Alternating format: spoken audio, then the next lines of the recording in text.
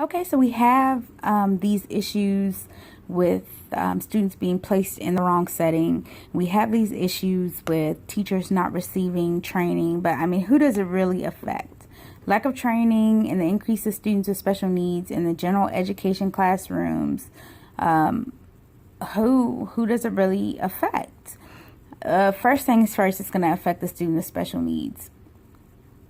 And there are many positives to inclusion. Just as a disclaimer, there are many positives, but this presentation asks about a specific issue within the school with special needs students and how we should go about fixing it. So with students with special needs, the problem with them personally is that they're academically placed where they shouldn't be. I know I sound like a broken record, but it is the truth. I've witnessed it myself. Although the environment is mainstream, students do struggle to keep up with the coursework.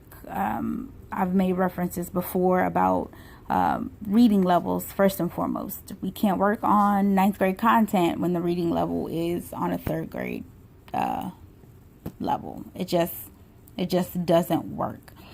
And the students struggle. Even though modifications and accommodations are provided, they still struggle, so much so that their self-esteem is impacted.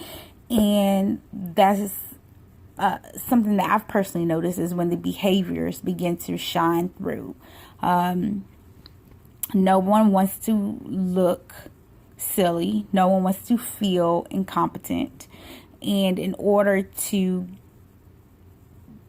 get away from that, or to deflect from anyone noticing or even them admitting it to themselves, they will act out. And it doesn't necessarily have to be a rage, a flipping desk. It could be something as to keep the entire class off of topic. No one can notice that I can't answer the question if the entire class is laughing at me, making jokes, leaving the classroom. There are instances where they do get angry, and rightfully so. After a while, you can only take so much, So, again, their self-esteem is affected, and the behaviors really shine through. And this creates, disciplinary problems that necessarily don't have to be if the student was in the correct environment and or the teacher understood and was trained properly on how to deal with these behaviors.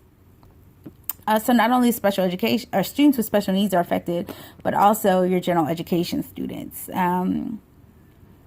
They are, and I've witnessed it myself, they are often, put off by interruptions, and they can definitely get frustrated when paired with a peer who is at a lower level academically than they are. The purpose of inclusion is so that the general education students and the students with disabilities can interact. There's no purpose of having them in a inclusion classroom and you stick all your special education students in one corner and only make them work with themselves. I really try my best to include whole class discussion, think, pair, share. But again, if we are on a certain topic that the majority of my class finds, fairly easy and are ready to move forward, and I'm still struggling to connect the lesson with the students with disabilities, it can cause a little rift in the room, especially if it is not a co-teach class, or if I do have an inclusion teacher and the inclusion teacher only comes once a week or, twice a week for 15 minutes or 30 minutes, short amount of time.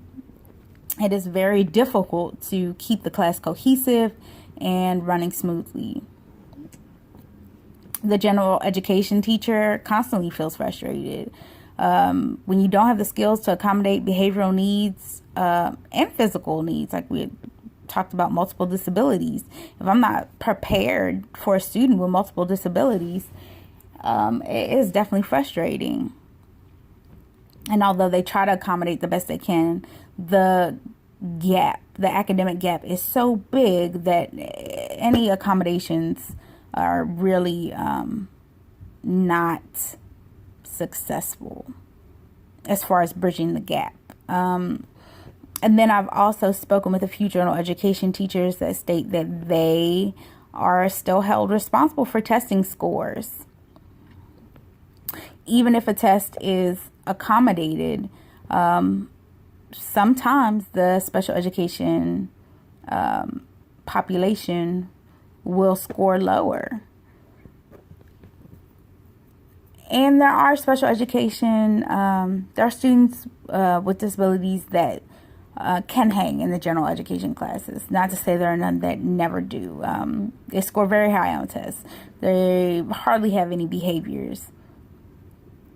But to be sent someone on a first grade math level in the 8th grade and then still be responsible for teaching them, the volume of a cylinder when they can barely add or subtract, and still be responsible for those grades is something that is not deemed fair and causes frustration and hostility. And even though it's not the student's fault, those feelings can still come out in the classroom, and the students pick up on attitudes easily, thus causing your classroom culture to go downhill rather quickly. The one that I don't have on here is special education teachers. It does definitely affect special education teachers, as they really do try to hold it together. I said the glue that holds the school together. The teachers that have students with disabilities, between the parents, the diagnostician, the students, it's just a really, really tough job. And oftentimes the inclusion teachers have multiple classes to go to, multiple subjects to cover, and you're spread a little thin. So they do try to do the best they can, providing insight on accommodations, or insight on how to deal with behaviors, or what can I do with this student? This student needs help. I can't help them.